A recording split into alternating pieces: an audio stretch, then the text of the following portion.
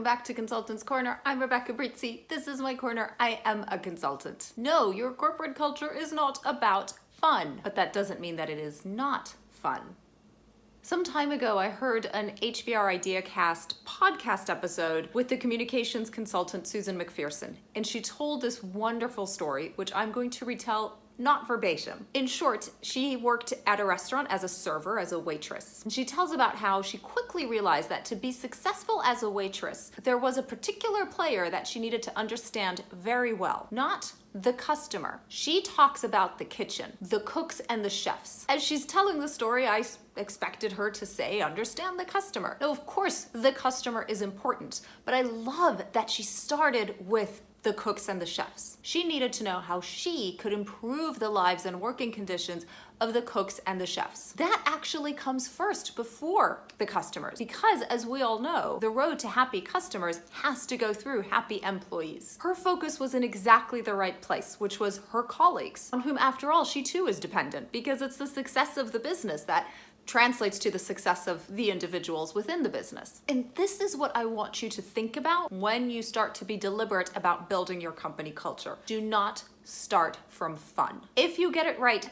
fun will be a natural consequence, but it is not the criterion on which you base your company culture. Not least because fun is not the same for everybody, and it is not the priority of people being in your workplace. When they're in the workplace, the priority is actually for them to be productive. So when you're building your company culture, you want a culture that will make them productive. In order to do that, you need a culture that is motivating. You need a culture that is encouraging to people. You need a culture of helpfulness between colleagues. All positive things that create a good working environment, the result of which is people have fun in the workplace. Start by understanding your employees and making it easy for them to understand their colleagues. What are their needs? What are their pressures? What role they all play in the collaboration that is happening across a business as a whole. Each individual in the business functions as a collaborator to every other individual in the business. Go back to the restaurant example. The waitress and waiter does not function without somebody to cook the food in the back. And the people cooking the food in the back don't get very far if there's nobody there to bring the food to the customer. Let alone once you start adding in people responsible for drinks and cleaning and front of house and all the different roles that you can have in a restaurant. How does each role in your business focus on being good at their job and enjoying their job, and at the same time making other people's jobs easier? As per my blog post, company culture is not the ping pong table. It's not free beers on Fridays. It's not bagel Mondays. All those things are nice to have, but they do not a company culture make. When you build your company culture, you want to look at what is going to make it easy for people to work and collaborate, for people to work together, to understand one another very well and understand their various needs and pressures, and do their work in a way that alleviates those needs and pressures, to work collaboratively. Fun comes afterwards.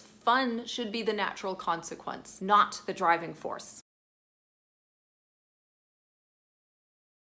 Your scrappy homework for today: grab pen and paper and write down those key motivators, those important factors in culture, without using the word fun or any synonym of fun or any equivalent of fun. Focus on productive. What are the words that matter? What are the moods that matter? That's your starting point for building your company culture and being deliberate about it. Or did you work with that business that clearly is getting company culture all wrong? Do them a favor, forward them this video. I will see you back here next week for our next video. Bye now.